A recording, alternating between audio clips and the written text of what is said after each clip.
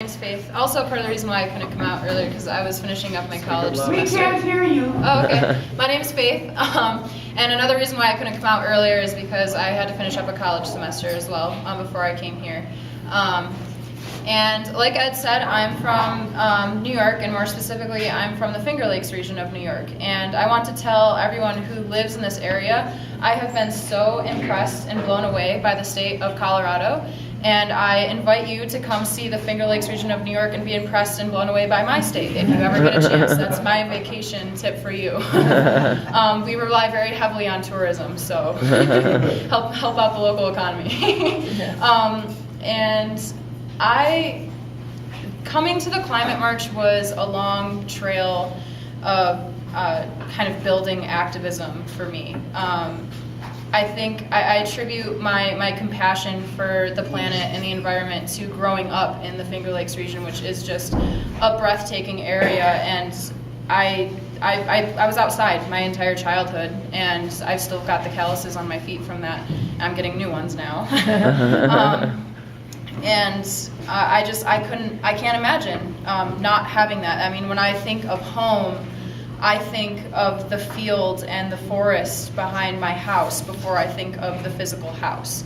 And I can't imagine that not being there in the future for my kids, wherever they may be in the world, whether it's the Finger Lakes, whether it's here, whether it's in a different country entirely. So that's kind of where it started. And in high school, I kind of had a moment where I realized, like, I need to do more. This is happening, it's real, and I need to start making changes in my life. And asking others to as well. And that's where I started my environmental blog. And as I'm researching and finding out about things to put on my blog, I'm discovering this whole new world of activism that I didn't know was there. And so I started going to rallies, I started signing petitions, and I built up to a point where I was risking arrest to fight the Keystone XL pipeline. And I hit another turning point because, you know, this whole time I'm fighting for causes that I cared about and are a part of my country and a part of my world, but weren't at home. You know, I'm fighting to stop the pipeline, which is going to be coming through Nebraska and more this area of the country. I'm sorry? Yeah. Okay. And I'm signing petitions to stop palm oil production that's destroying rainforests on the other side of the world. And then just before I found out about the Climate March, something hit home.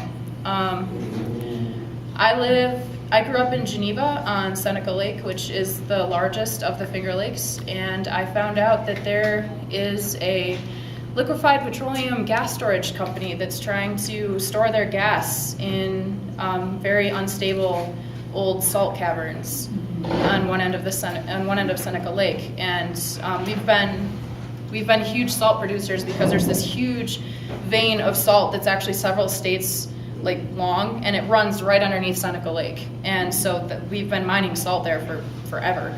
And so now we've got all these abandoned salt caverns, and they're trying to put liquefied petroleum gas in there. And they're looking for an expansion of facilities right now.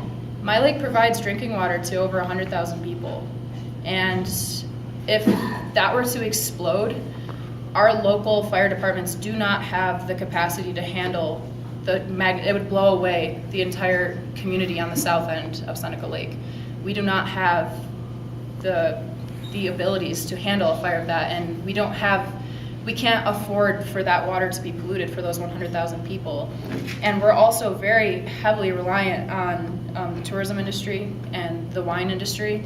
And I don't know about you, but I don't think open flare stacks, loud, noisy gas compressors, increased truck and train traffic, and what's the other one? Oh, open brine pits. I don't think those are very attractive to tourists personally, and I don't think they're good for grapes either. Yeah. I'm not a scientist, but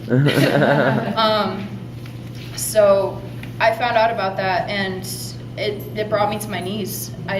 Something was finally happening at my home, and I didn't want it to happen at my home, but now my heart and soul was really in this in a way that it hadn't been before. And this was around the time when I went to Pittsburgh, Pennsylvania, and I found out about the Climate March, and they had tables set up. I went there for an environmental conference called Power Shift, It happens every 2 years. It's amazing. And this is the first time it was held somewhere else outside of DC. Was that where it was usually held? I don't know. And it was an amazing opportunity. I did that instead of going home for my fall break, and that's where I found a table. And I signed up for the climate march, and that was my step. And I'm here to walk across the country and tell you what's happening in my community, and I'm here to hear what's happening in your community. I live in a region with more than 11 freshwater lakes. I've never had to experience drought in my life ever. Mm-hmm. And my one my unsustainable guilty pleasure is long showers. That's and since coming here, I've been trying so hard to keep that down, because I understand that you don't necessarily have the resources here to accommodate long showers. And it's my mom asked me the other day, like, why are you always so concerned about like saving water? I don't understand. Like we have plenty of water, and I'm thinking, well, we do. I don't know about the rest of the country or the world.